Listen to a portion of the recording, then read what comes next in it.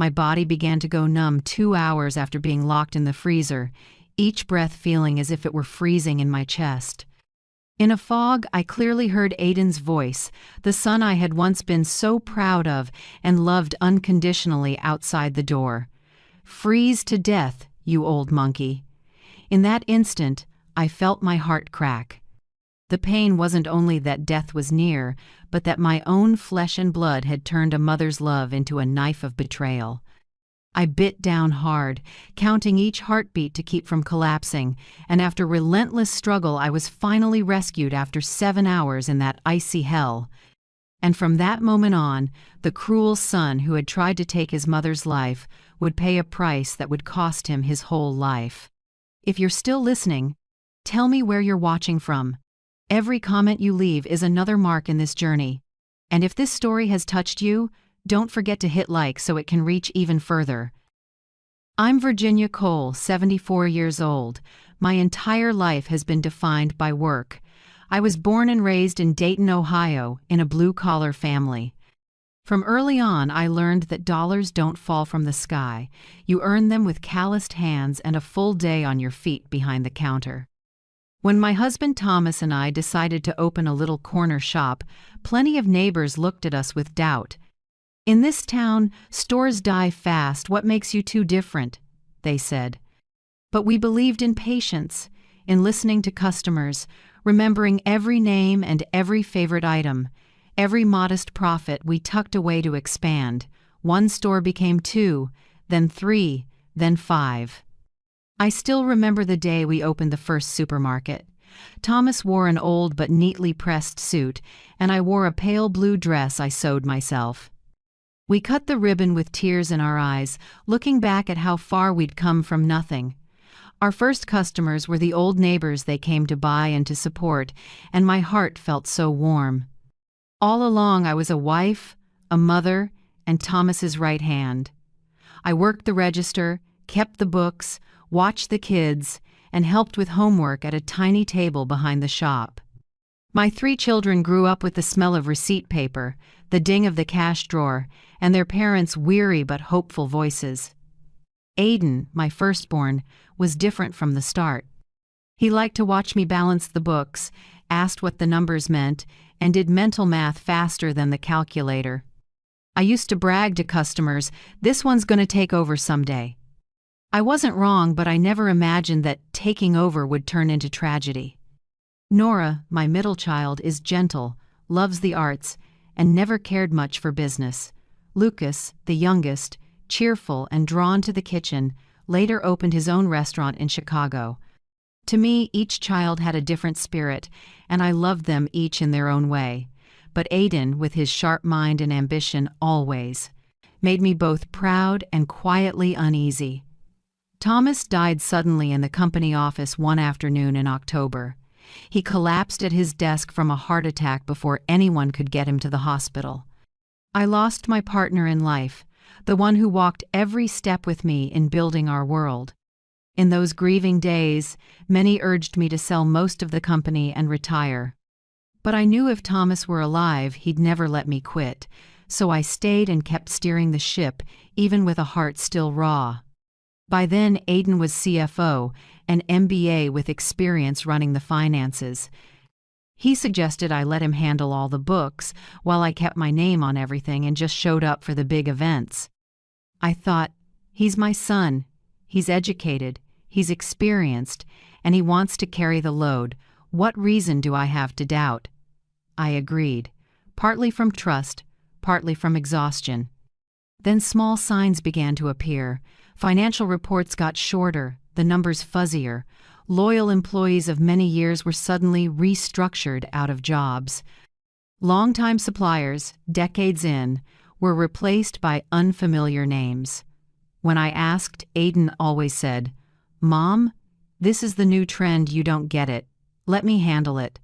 I wanted to believe.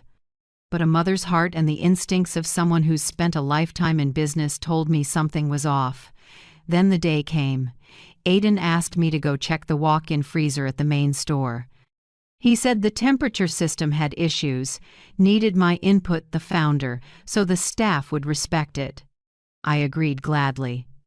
Ruth, our longtime cleaning staff, came along to tidy up. As we stepped in, I even joked to my son, "When I was young, I used to nap on these frozen crates." Aiden forced a smile, bent over the thermometer. And then, in a blink, he stepped out, and the latch snapped. I spun around. The heavy steel door had sealed. I pounded and shouted, but the sound just bounced back at me. Through the small window, I caught a glimpse of Aiden's eyes, not startled or accidental, but cold and calculating. Then his figure faded. It was just me, Ruth, and the tightening cold. Time stretched into forever. The cold cut like knives. My head began to swim. Ruth was shaking. I held her, trying to keep warmth with whatever we could find. I remembered articles I'd read, remembered the SOS pattern. I grabbed a metal bar and tapped the shelving. 3 short, 3 long, 3 short. I didn't know if anyone could hear, but I had to try, had to live.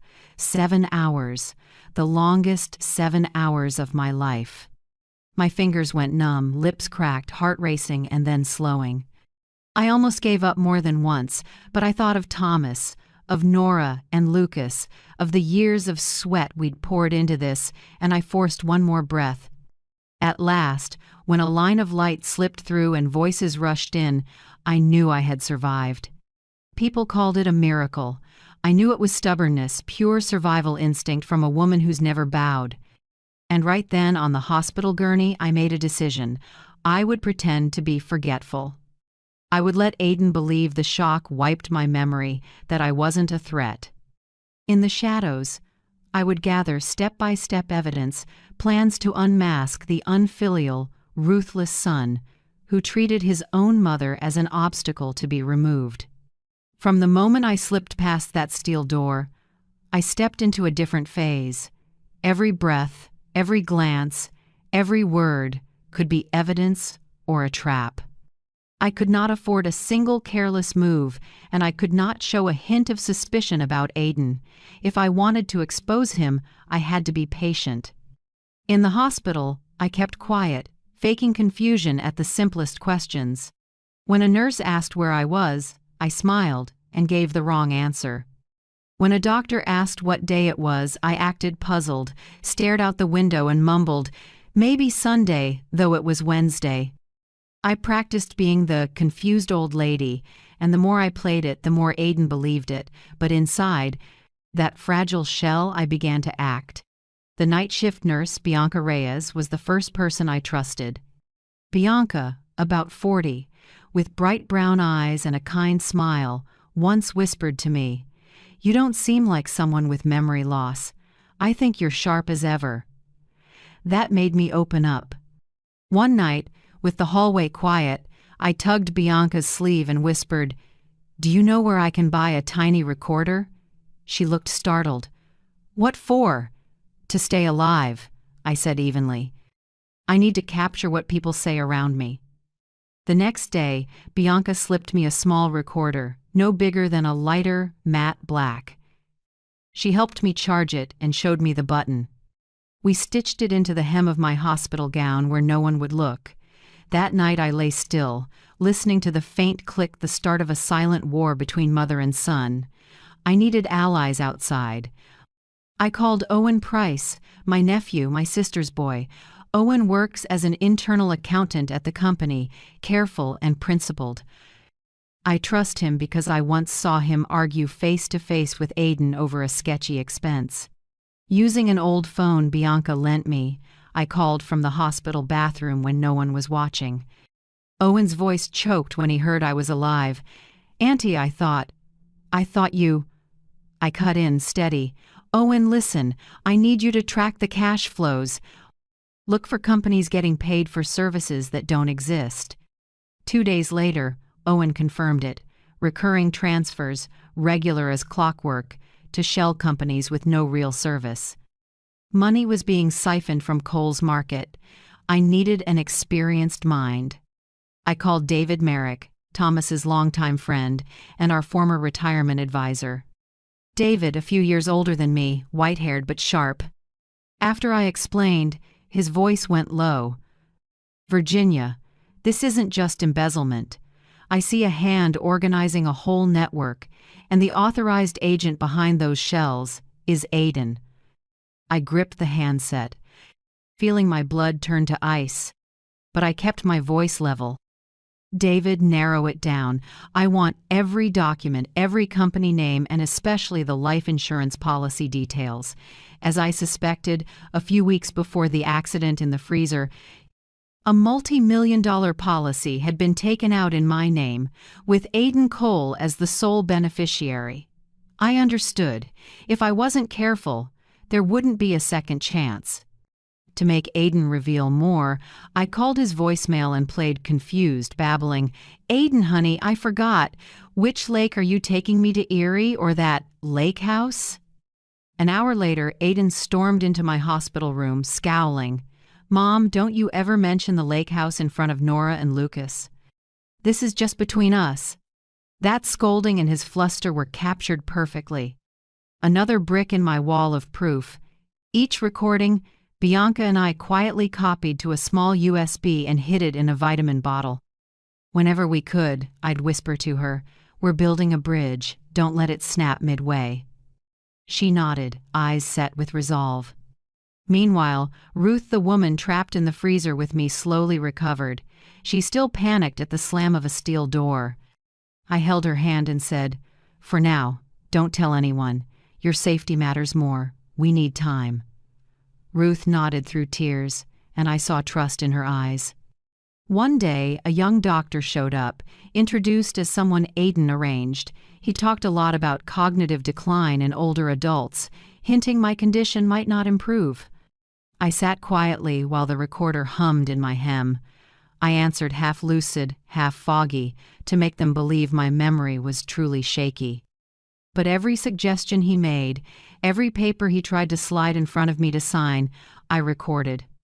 More and more, I saw it clearly. Aiden didn't just want the money. He wanted my dignity, and my voice wanted to paint me as a senile old woman to legitimize everything he did. But Aiden forgot one thing. I've spent a lifetime behind a counter, counting every penny, dealing with every kind of customer and vendor. I know tricks, I know lies, and above all, I'm not so easily erased. Patiently, day by day, hour by hour, I gathered his own incriminating words and the traces he left. I filed them neatly in my mind, in my heart, and on tiny USB drives tucked away. I had once trembled in the freezer's dark. Now it was Aiden who didn't see that night was closing in on his own life. Those hospital days, amid the smell of disinfectant and the cold glow of fluorescent lights, I began to see the real picture. Every piece from Bianca, from Owen, from David, clicked into a mosaic that hurt just to think about. But I couldn't stop at audio clips or hints. I needed proof that couldn't be denied, the fingerprints Aiden left on our family assets. One morning, when a nurse wheeled me for tests, I took the chance to stop by the county's public records office. At my age, people might think an old lady can't sneak. I didn't have to. I'm still the legal owner of plenty of assets. With that status, I have the right to pull land records. In the thick stack of files, my eyes landed on the industrial park lot, the land Thomas fought hard to buy and treated as capital for expanding store number 3. I remember the day we signed the papers. And now, it had been transferred to a company called CR Holdings at a bargain basement price less than a third of its value. My hands trembled as I turned to the last page, the one with the signature. Under seller, my name, Virginia Cole, was printed clearly. The first letter V was dragged out too long, and the G curled in a strange way, like whoever wrote it tried to mimic my hand but didn't understand my habits.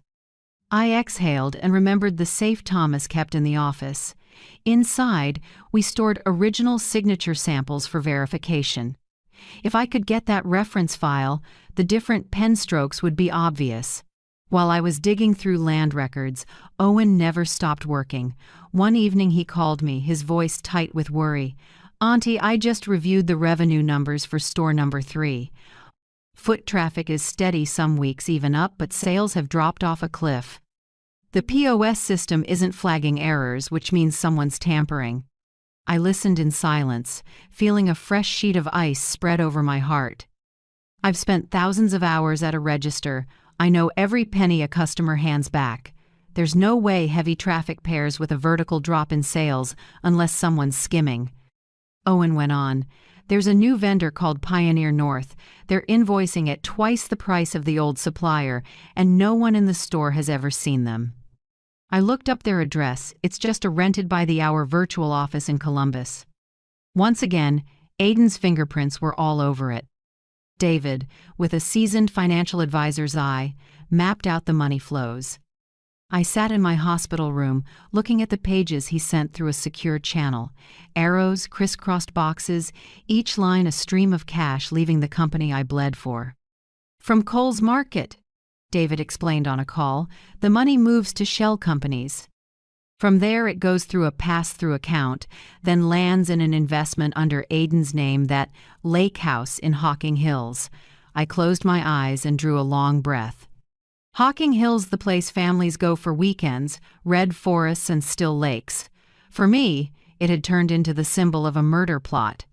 That house wasn't a retreat, it was the grave Aiden meant to dig for me. I knew I had to get Aiden talking, to make him expose himself. One afternoon he visited me in the hospital carrying flowers like a dutiful son. I looked at him and feigned gratitude. "You've worked so hard, Aiden. Since your father passed, you've carried everything. I know it's been heavy." His eyes lit up. He sat on the edge of the bed, voice full of self-satisfaction. "You're right. I've done it all.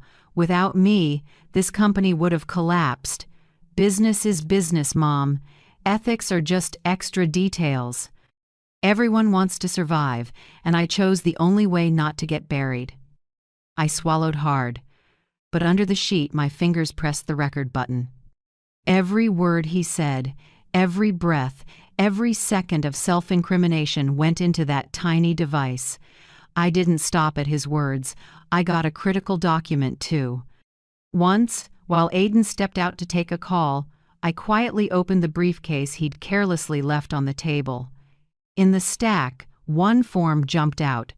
A life insurance policy for $5 million. Beneficiary: Aiden Cole. I went still. A death sentence disguised in cold legal language. He didn't just want to embezzle. He wanted to turn my death into capital for a new life.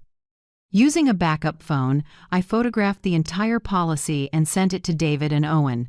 Then I set it back in the case as if I'd never touched it. That night, I lay awake in the hospital bed, listening to the monitor tick off each heartbeat.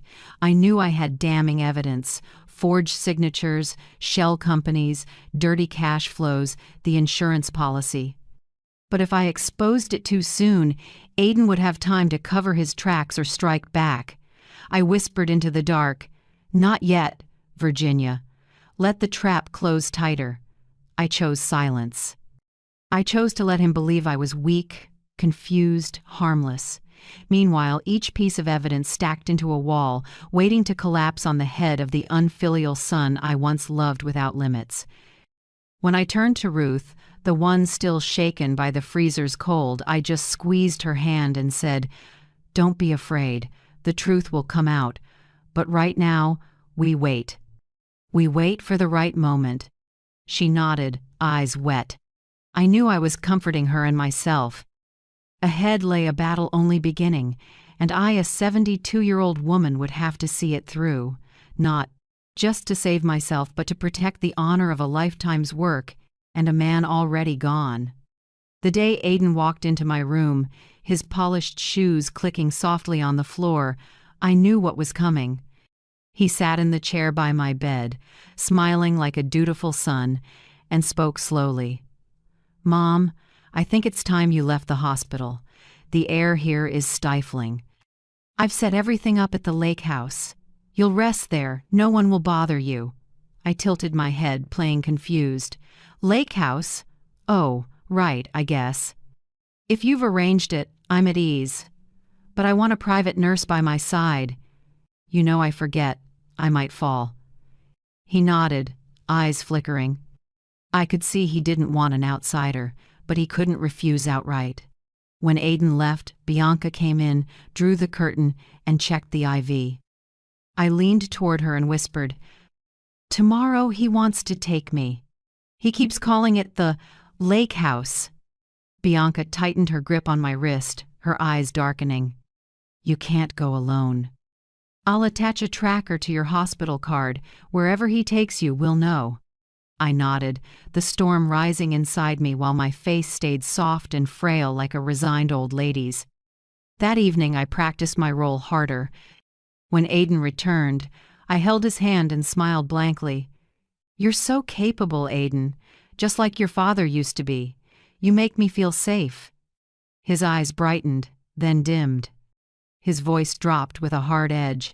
"Dad, he never understood me, always comparing me to other people, but you'll see I'm about to restructure the whole board. No one's going to stand in my way." His words flashed venom like a snake no longer bothering to hide its fangs. I lowered my head to make him think I missed it, while my hand under the blanket clenched bone white. The night before discharge, close to midnight, I heard the door ease open. Aiden slipped in. I let my eyes droop as if drugged. He went to my phone, swiped fast, and turned on location. Tracking. I heard the faint beep when he enabled it. My heart pounded, but my body stayed still, my breath even like a deep sleeper. After he left, I opened my eyes and watched his silhouette fade. In that moment I knew my son had decided my fate, and tomorrow would be the final hand. Morning came, and I prepared. The tiny recorder was clipped neatly inside my thick sweater. Every move, every breath, it would catch. I tucked the USB with all the evidence into the base of my cane where no one would think to look. Nora and Lucas, my other two, called, begging to bring me home. I swallowed and refused in a feeble voice. "I know you love me, but let Aiden handle it. I don't want arguments. I'm tired." I heard their worry and disappointment, and it cut like a knife. But I couldn't blow the plan. One small slip and Aiden would smell it. That afternoon, Owen visited. He sat on the bed's edge and whispered, "You're really going with him?" I nodded, staring off. "It's the only way to make him say it himself. Follow at about 3 miles. And remember, call Sheriff Grant Holloway only when you hear the exact signal." "What's the signal?" I gripped Owen's hand. "When I mention Airy, you'll know it's time." That night I lay in bed, strangely calm. After months of trembling, the truth had turned me to stone. I ran the evidence sequence in my head. Forged signature on the land transfer. Store number 3's sales plunge despite steady traffic. Shell vendor Pioneer North, virtual office. Money flow chart leading to the lake house. Life insurance for $5 million. Beneficiary, Aiden Cole. His own words, "Business is business, ethics are extra." All the pieces locked in. I only lacked one thing, his mouth, the confession no one could deny. As moonlight slid through the hospital window, I whispered to myself, "Son, tomorrow I'll let you dig your own grave. And I, with whatever strength I have left, will stand up for what your father built." In the dark, I felt it more clearly than ever. The snake had shown itself. It only had to strike. And I, the woman once written off as a confused old lady, would be the one to make it pay. On discharge morning, I pulled on a thick sweater, took my cane, and shuffled slowly like a dependent old woman. Aiden steadied my arm, playing the tender son any onlooker would praise. Only I knew the impatience in his eyes wasn't love. It was the urge to finish the game. A glossy black SUV waited at the exit. The door shut, and I sat in the front seat, hearing the cold click of the seatbelt. Aiden started the engine, turned the wheel hard, and we pulled away in silence. I tilted my head and feigned a dazed stare, but my eyes tracked the route. At first we followed the highway, the same road I'd driven countless times on deliveries. I remembered each mile marker, each gas station. But after about 15 minutes, Aiden suddenly turned onto a narrow lane, a rutted red dirt road full of potholes. I hesitated, voice frail like a muddled old woman. You said Hocking Hills. This road doesn't go there." Aiden smiled, but it was a tight, hard smile. "Shortcut, Mom. I know this road. It'll be faster." I nodded, eyelids drooping like I didn't care. But in my head, I counted every mile marker, every big shrub along the shoulder, the same habit I had years ago behind the wheel of a delivery truck, crisscrossing the state. Count to remember, to keep from getting lost, to hold on to any scrap of control. In my coat pocket, the secret phone buzzed once, barely. I didn't pull it out, just tilted, palm pressed against it like an accident. The signal said, Owen and David Merrick were tailing us. Sheriff Grant Holloway had been alerted. Patrol cars were staged along the route. That small comfort steadied me. I knew I wasn't alone. The dirt road stretched forever, dust caking the windshield. After a bend, a derelict farm appeared, a rotting wood house, rusted tin roof, a patchy yard like clawed animal hide. Beside it, an old concrete well covered with a cracked, half-rotten plank. We stopped. Aiden cut the engine and turned to me. The fake smile was gone, replaced by a cold, stripped-down stare. "Mom," he said slowly, "you're too stubborn. I thought the freezer would teach you the lesson." I drew a long breath and sat up straight. The flimsy mask I'd worn for weeks slid aside. My voice came out clear, even, "You just confessed, Aiden." He lifted a brow, surprised for a beat, then laughed dry, like stones rolling on steel. "Confessed? So what? You've lived too long. This company needs a jump. Once you're gone, the insurance makes us whole. I'll take Cole's Market to the next level. That's the real legacy." I kept my hands from shaking, thumb brushing the recorder clipped inside my sweater, making sure every word he said was safely saved. Outside, wind swept the yard, kicking up a brown haze. I looked straight into Aiden's eyes and saw a stranger, nothing left of the little boy who once hid behind my skirt. Only a cold man drunk on the fantasy of power. "You call that a legacy?" I said softly, almost a whisper but loud enough. "A legacy built on your mother's blood?" Aiden shrugged and jutted his chin toward the ruined house. "Blood or sweat, what's the difference? Business is business. The strong live, the weak disappear. That's it." My heart cinched tight, but on the surface I stayed calm. I had prepared for this moment. Right then, a different sound rolled in from a distance. Multiple engines, echoing down the narrow dirt lane. Dust rose like a pale cloud, then headlights cut through. Aiden scowled, sprang from his seat, eyes narrowing. "Who's following us?" I smiled quiet, threaded with pain and pride. "People who believe me, son." He snapped toward me, eyes burning, jaw locked. I knew his mind was sprinting for an escape, but every exit was blocked. In that instant, something in me loosened. Not because I was about to win, but because the truth was finally in daylight. All those years of patience, love, and bottomless hurt led to this minute. The snake had shown its fangs, and that venom would be the proof to finish him. Sirens wailed. Red and blue lights washed across the wasteland of a yard. I sat still in the passenger seat, hand resting on my cane, listening to tires bite into dirt. Sheriff Grant Holloway and 2 deputies stepped out, their tall shadows cutting through the dust. Owen jogged up from the car behind, a memory card clenched in his hand, the sum of weeks Bianca and I spent quietly recording. "Mrs. Virginia?" Grant nodded to me, then faced Aiden. His voice was steady, firm. "Aiden Cole, you're under arrest for suspected attempted murder, financial fraud, and document forgery. You have the right to remain silent. Anything you say can be used as evidence in court." Aiden ripped his hands off the wheel, face flushed. I watched his forearm muscles strain like he might bolt. He growled, "You've got nothing. It's all lies from a senile old woman." Owen stepped forward and handed Grant the memory card. "It's all here. Recordings from the hospital to this drive today. Full admissions." A metallic click. The cuffs snapped shut around Aiden's wrists.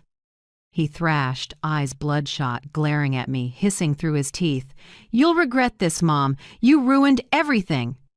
I looked at my son, heart twisting, but my voice stayed oddly calm. "My son died the day you shut that freezer door." In the ambulance for a medical check, I lay silent. The immediate danger had passed, yet I shook head to toe. Not from fear, but from a funeral no one could see, grieving a living child who saw his mother as the enemy. No blood pressure cuff could capture that pain.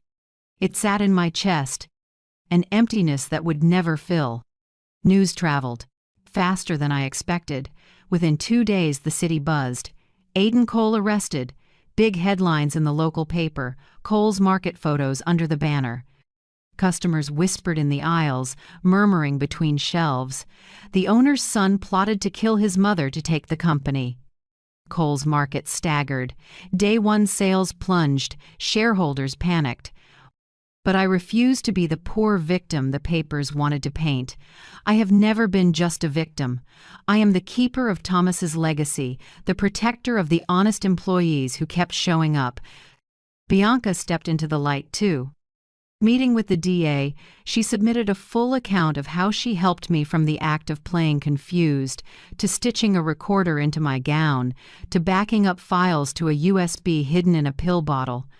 She said, "Mrs. Virginia was never as weak as she pretended. She knew exactly what she was doing. I only assisted." Ruth, the woman trapped in the freezer with me, also testified. Her voice shook, recalling the cries, the banging, the faint SOS we sent out. She said, "I thought I was dead, but Mrs. Virginia held me and whispered not to give up. Without her, I wouldn't be here."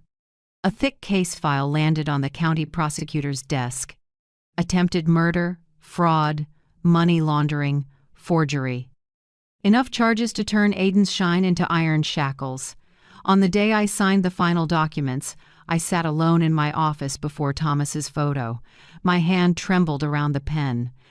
I knew every stroke would push Aiden deeper into the system. Tears surged. I bit my lip until it bled. "I've done everything to protect this family," I whispered to the frame. But our son chose betrayal. I broke down once, only once, then wiped my face. From that second on, I sat upright and opened the recovery plan file. Pages crowded with notes and red marks, the only path to keep Cole's Market from sinking. My first day back at headquarters, walking into the conference room, everyone stared. Some lowered their gaze, some looked away, some cried. I smiled, voice firm. "I'm not here to mourn. I'm here to continue. Cole's Market does not die with Aiden's mistakes." That night I went home and sat alone in the living room. The clock struck 12. I laid a hand over the ache in my chest.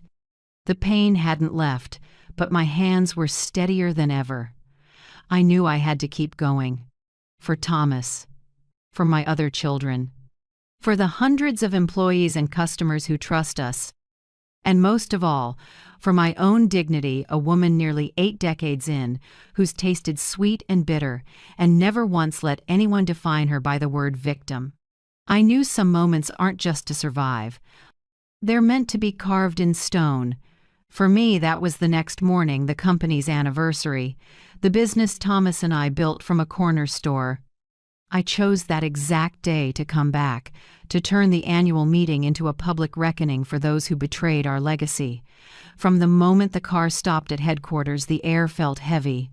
In the hallway, employees' eyes flicked over me. Respect, pity, fear. I walked slow but solid, cane tapping. A navy blazer on my narrow shoulders, the silk scarf Thomas once gave me at my neck, a reminder he still watched every step. The conference room was packed. Directors, managers, key staff. In the back row stood veteran floor workers, the ones who hauled the first boxes with us years ago. At the head table, they'd set a small side chair for me, like a decorative piece.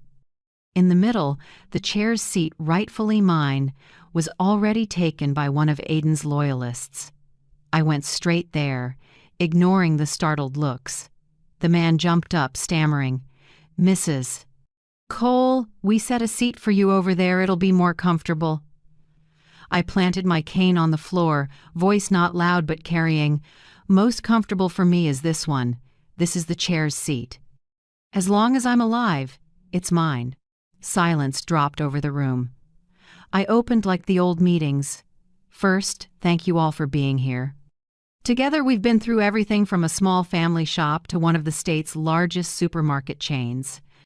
Cole's Market has always stood for honesty, hard work, and responsibility to our community." Faces softened, a few scattered claps. I paused, then shifted tone. "And today I have to say something painful. 40% of this company's assets have been siphoned off over the last 3 years." A low roar of whispers. I signaled to Christopher and Owen.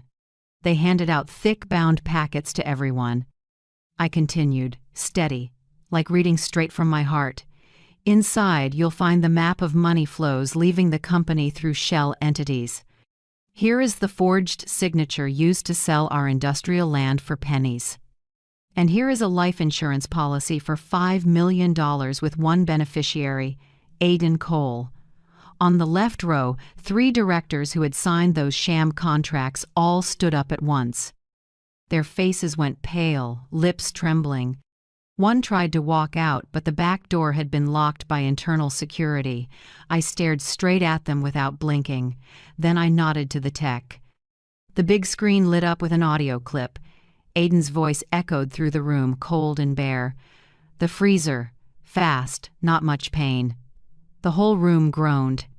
Some people covered their mouths. A few sobs broke from the workers in the back rows. I could hear each heavy breath bouncing in my chest. I stood, braced both hands on the table, and said loud and clear, "From this minute, I declare, the current board of directors is suspended. I'm granting emergency authority to the financial and legal recovery team to put Cole's Market back on the right track." Chairs scraped everywhere. The faces that had thrived under Aiden scrambled to argue. But right then, the door opened. Sheriff Grant Holloway walked in holding a stack of arrest warrants. 2 officers moved quickly behind him. "Those 3," he pointed straight at the directors, "are under arrest for aiding and abetting fraud and attempted murder." Handcuffs clicked. They dropped their heads as they were led past the rows. I watched them go, my heart aching yet lighter. The last abscess had finally been cut out. I turned back and swept the room with my eyes. "If you can hold to the ethics of our trade, if you can stay honest, stay with me. If you can't, leave this house right now." A minute of dead silence. Then, from the very back, the old-timers, the folks who once stocked shelves and hauled boxes with me and Thomas, stood and clapped. It started tentative, then rolled forward until the whole room thundered. Tears stung and salted my lips. The people who truly understood Cole's Market, the ones who saw it as family, not just a job, were still here. And they gave me the strength to believe that, after everything, our legacy still mattered. That night, after everyone left, I sat alone in my office with the yellow lamp pooling on the desk. I opened Thomas's old notebook where he once wrote, "We don't sell goods, we serve people." I set my shaking hand on the page and whispered, "Today, Thomas, we won." But it didn't come from scheming. It came from truth and from people. Outside the glass, Cole's Market headquarters glowed, and in my chest, for the first time in months, a small light of hope rose up. Suspending the old board was only step 1. To save Cole's Market, I needed more than speeches and handcuffs. This business is a living body, its arteries clogged with dirty money, fake contracts, and careless hands. If we didn't clear them, it would die. I wouldn't allow it. I signed with Naomi Pierce and Associates, a Columbus law firm known for turning companies around after crises. Naomi, a salt and pepper-haired woman with a quick stride, shook my hand hard. "Mrs. Cole, we've read the file. This won't be easy, but I see a path." In the first week, her team scrubbed every contract. They crossed out dozens of phantom vendors and cut off the shell companies. Real vendors were forced back to the table. Pricing, terms, everything transparent. I sat in the room and listened to every word.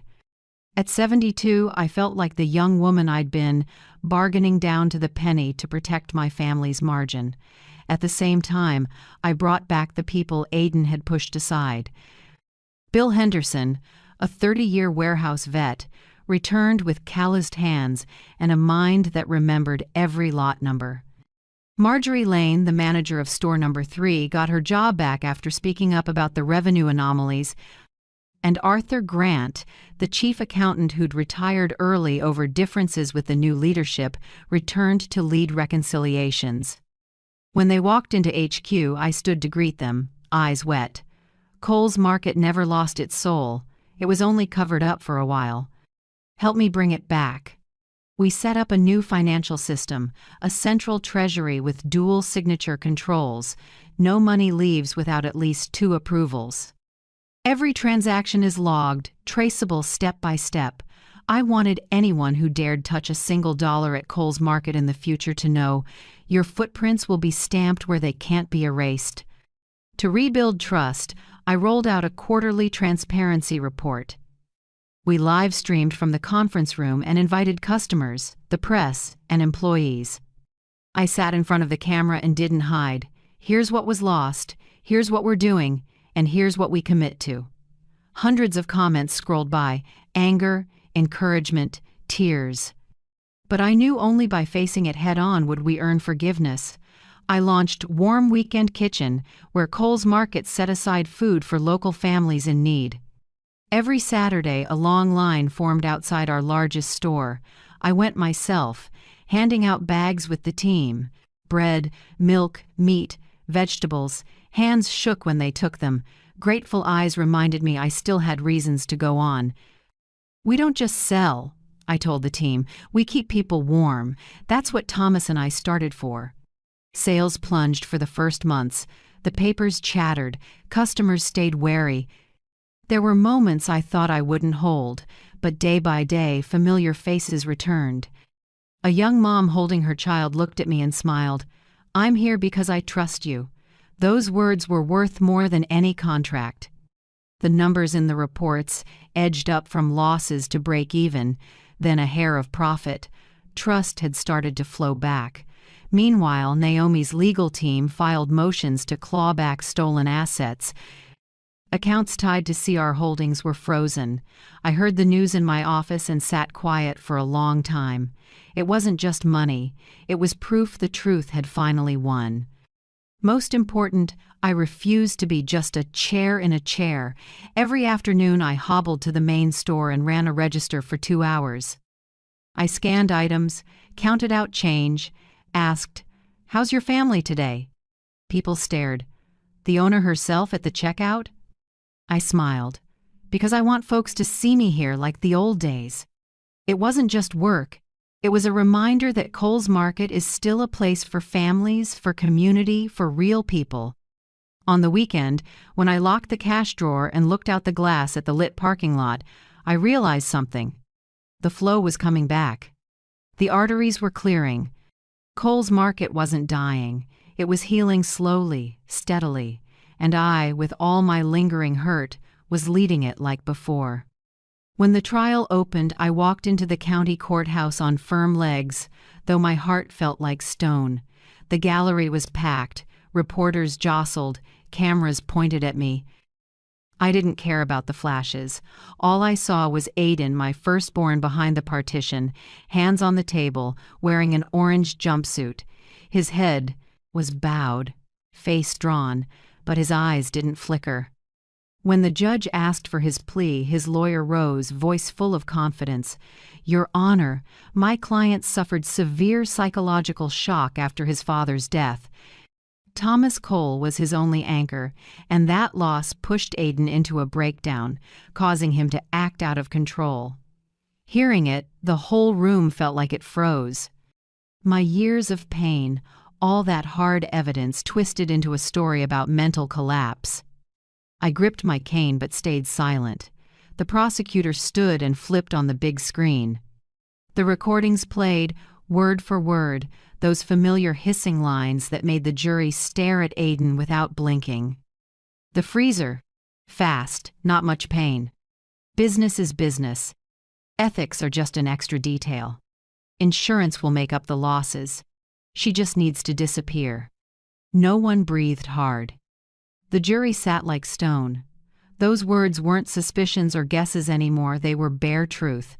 When it was my turn on the stand, my voice shook but stayed clear. I asked the court to protect two people.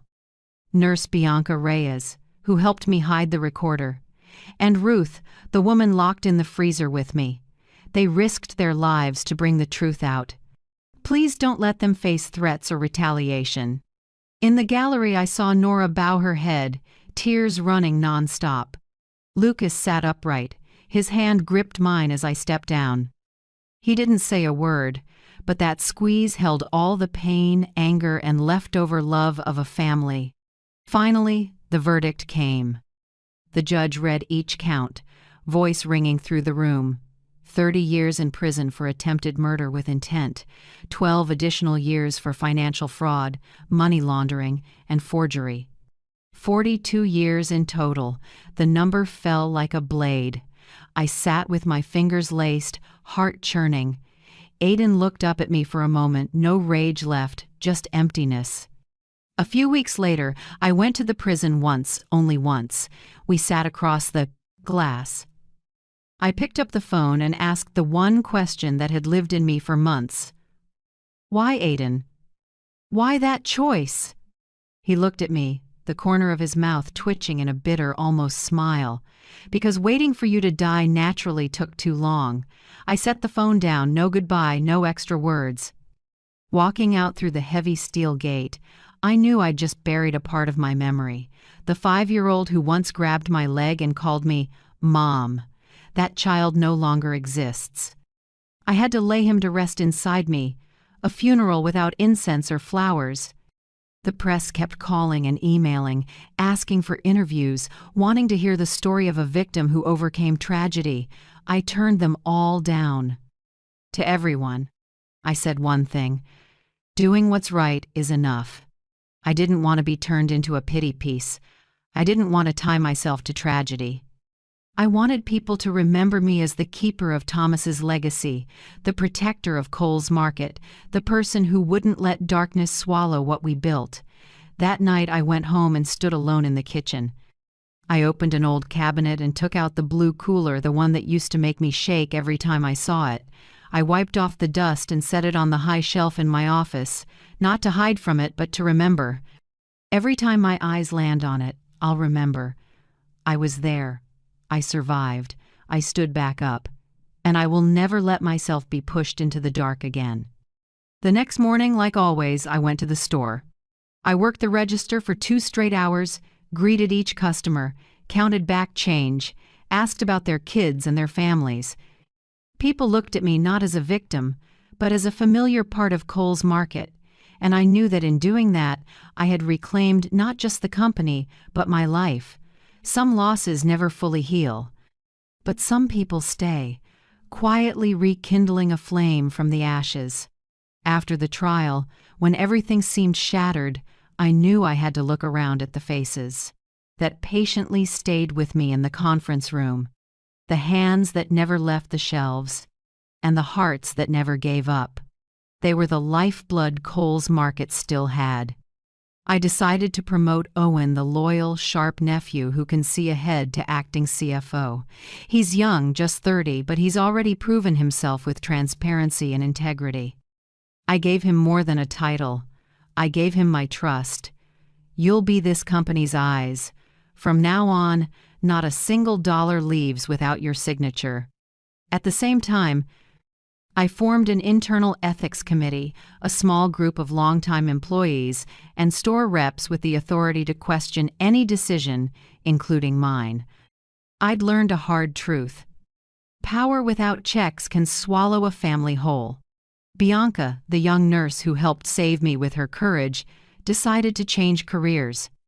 I hired her to run safety for the entire Kohl's system. Her job is to oversee all cold storage operations, make sure every process meets standards, and most importantly, train employees on emergencies so no one ever gets trapped in darkness and cold like we did. Ruth, the woman who once shook beside me in that freezer, became sanitation supervisor for the whole chain. I doubled her pay not as charity, but as the recognition she deserved. I personally mounted a plaque at our largest store. Kohl's Market thanks Ruth for surviving and for standing up. On reopening day, her eyes were red, and the staff applause seemed endless. I also created the Thomas Cole Scholarship Fund for employees' children. Each child can receive support to attend college or pursue any trade they dream of. I remember Thomas saying, "We don't just feed our family, we plant seeds for the next generation." The scholarship is my way of keeping that promise, even with him gone. At the same time, we launched an anonymous hotline to report misconduct. Employees can call, text, or email without revealing their names. Every report is handled. Seriously, I want them to know their voices matter more than any dry report. On the day we reopened store number 3, I stood at the door watching the line form. We called it a community market. There's a section for essentials sold at cost so families in need won't feel shut out. There's a local produce counter where farmers can bring their vegetables and fruits and have a place to sell. No flash, no gimmicks, just a space that truly belongs to the community. When the new sign lit up, I heard an older man say to his wife, "This is the Kohl's Market I remember." I smiled and felt my heart warm. Slowly but surely, local organizations returned. Churches ordered bread in bulk for Sunday suppers. The veterans group bought frozen meat for a fundraiser. The high school baseball club placed orders for drinks and snacks for the season. Each contract and invoice brought not only revenue, but the trust that we'd been forgiven. I also started visiting every store. I sat with employees and listened to complaints about missing trays, a finicky barcode scanner, even the produce lights being too dim. I wrote down every small thing. I know trust isn't built on big speeches, it's built by hearing what seems trivial. The team came to understand a rule that never changes at Kohl's Market: respect first, profit second.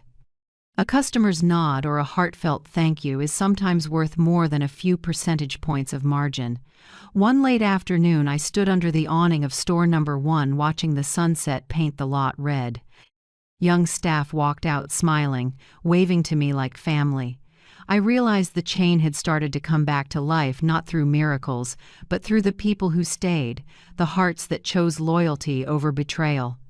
Kohl's Market had once been strangled from within, but now it was reviving from the inside out, and I knew as long as people stayed, that flame would never die. After a storm, the hardest part isn't cleaning a debris, it's learning to live with the cracks that remain.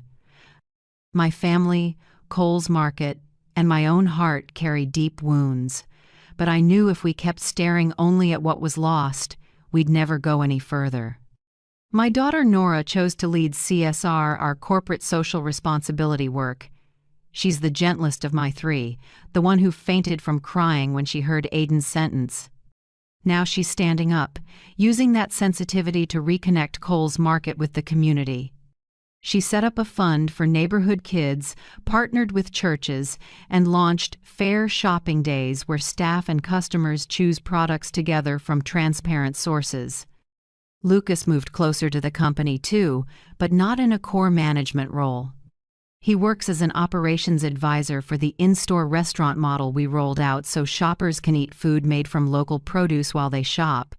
Lucas knows food. He spent years cooking part-time in school. I saw a light in his eyes as he tested new dishes and realized this might be how he found joy again after all the strain. As for me, I started writing a succession plan. The brutal lessons from Aiden's unchecked power taught me no one, not even me, should ever have one signature decides all. Power must be distributed. Major decisions must pass at least 2 approvals.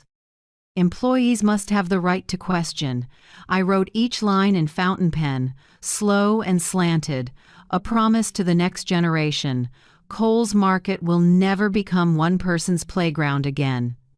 We also began another hard journey, family group therapy. The first time we sat in that room, me, Nora, Lucas, and our nephew Owen, none of us spoke for a long time. The therapist asked, "Where would you like to start?" Silence. Then Nora choked out, "Can we talk about shame? About having a brother, a son, like that?" The question cut deep, but it needed to be said.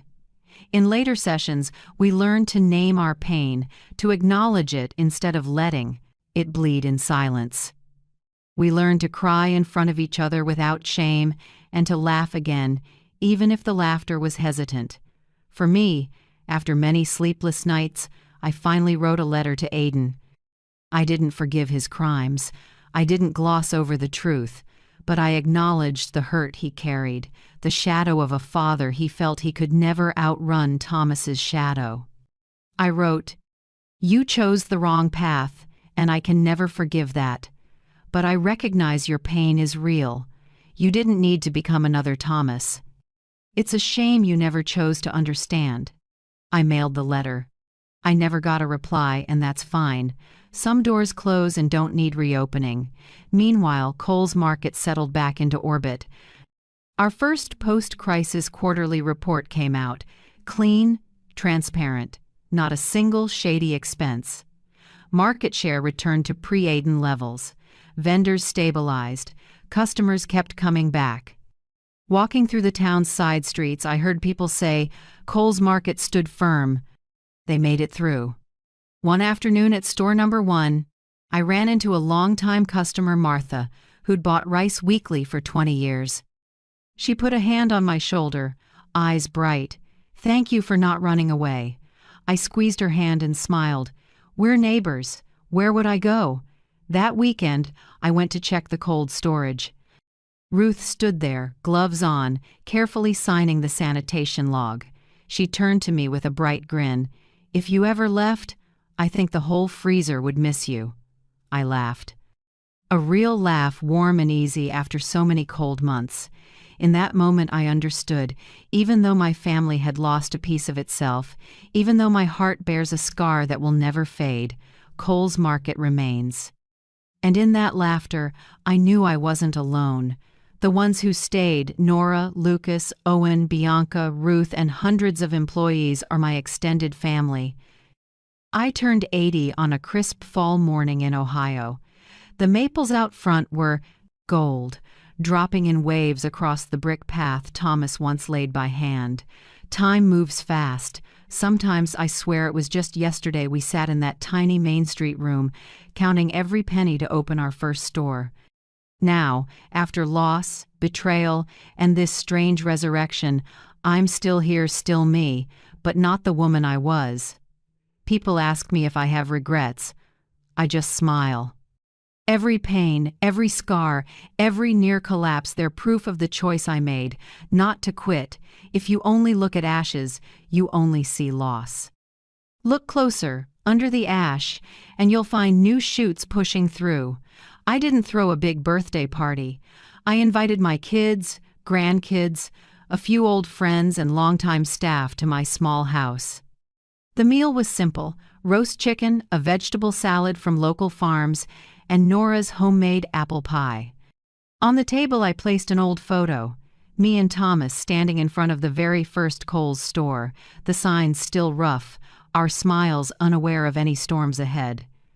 At dinner, Owen poured me a glass of red wine. He whispered, "You saved all of us. Not just the company, you saved our faith." I clinked glasses, looking into the steady eyes of Owen, of Lucas, of Nora. The new generation had grown up. They no longer carried the heavy shadow Aiden once bore. They knew right from wrong, and more than that, they understood the value of honesty. I spent the days after writing a kind of legacy, not just a will of assets, but a record of the values I wanted to leave behind. I wrote about the early days of starting out, the bitter winters when Thomas and I shoveled snow while opening the store for customers. I wrote about mornings starting at 4 a.m. to deliver goods, and the sleepless nights guarding the warehouse for fear of loss. I wrote about Aiden choosing the path of betrayal, and I also wrote that his tragedy didn't erase everything that remained. In every line, I tried to plant one thing, that Cole's Market was never just a supermarket, it was a community built on trust. People could buy the same products elsewhere, but only when they trusted did they choose to return. One afternoon, I sat in my office, looking out the window. I saw Ruth teaching new employees how to clean the cold storage, her voice clear and firm. I saw Bianca beside her checking safety logs, working with a smile. And I saw longtime customers walk in, so familiar that I could remember what they bought the day before just by seeing their faces. These seemingly small things were the new shoots growing from the ashes. I understood that one day I would no longer be here. But by then, Cole's Market would not collapse again. I had done everything to make sure of that. I often ended my days sitting on the porch, watching the sunset fall over the town. Sometimes an elderly neighbor would stop by, buy a little produce, and stay to chat. Sometimes a young couple brought their child to the supermarket and told me how safe they felt knowing our goods were clean and fair. These stories filled the hollow in my heart, the hollow left after losing a child in the cruelest way. The ashes never disappeared. They stayed there, gray and heavy, but the shoots could not be buried. They still grew, green and strong, in their own way. I am Virginia Cole. I have lived a life full of storms, building from one corner store to 5 supermarkets, from unconditional pride in a child to the day I had to witness his fall beyond redemption. I did not choose those losses, but I chose to stand, to protect what still held value, and to plant new seeds for the next generation. If there is one thing I want to leave for everyone, it is this. When life throws you into the ashes, don't only mourn, look for the shoots. Because life always begins again in places we thought were dead. And before I close this story, I want to say a heartfelt thank you to you, the one who patiently stayed with me through this long journey. Your presence makes me believe that stories like mine are not only meant to be told, but to remind us all that resilience, trust, and humanity still have a place in this world. Where are you listening from? I would love to know the city, town, or country you're in. Please leave it in the comments below. And if this story touched your heart, hit like, subscribe, and share so we can spread this flame of strength together.